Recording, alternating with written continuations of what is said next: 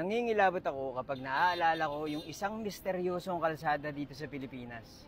Story time. Mahilig akong maglakad at magbike, kaya lagi akong nag-iingat. Kasi kapag nasagasaan ako ng sasakyan, malamang ako yung dihado. Pero kahit anong ingat mo, hindi mo kontrolado yung mga taong mananakit sa'yo. May mga bagay na pwede mong ikasama o ang mas malala, tumapos ng buhay mo. Meron daw isang malaking kalsada sa Pilipinas na laging may namamatay. Hindi raw nawawalan sa loob ng isang linggo at laging may lamay sa katabing funeraria. Ako nga pala si Buji at mahilig ako mag-storytime. Kung hindi nyo pa ako pina-follow follow nyo na ako. Kung hindi raw namamatay, nauospital.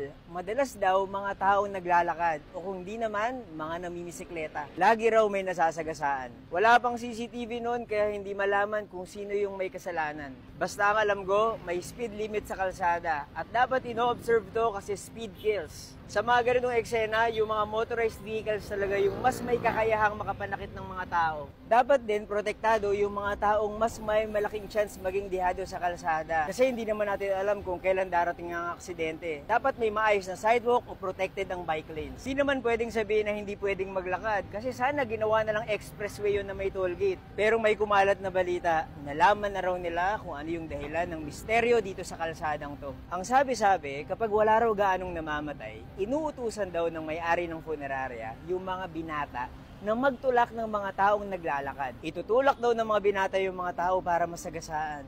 Dahil hindi naman protektado yung kalsada, madali silang matutulak at masasagasaan ng mga mabibilis na sasakyan. Kaya dapat talaga protektado yung mga sidewalk kasi baka mamaya, ikaw na yung susunod na biktima at may magtulak sa'yo. Masasabing urban legend yung kwento na to at walang nagpapatunay na totoo yung kalsada. Basta ang gusto lang sabihin na dapat protektado tayo.